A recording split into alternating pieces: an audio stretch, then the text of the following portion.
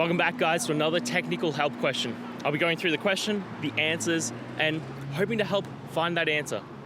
Guys, I hope you stay crazy just a little bit like me and get through and work to the solution. Now let's get started.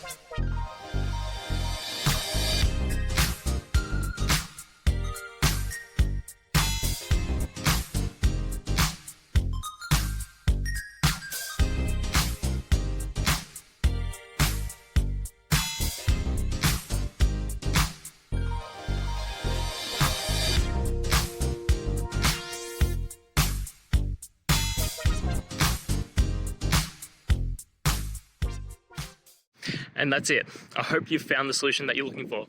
If you did, please hit subscribe. I'd really appreciate it. And until the next time that you need technical help, I hope you have a good one. Cheers.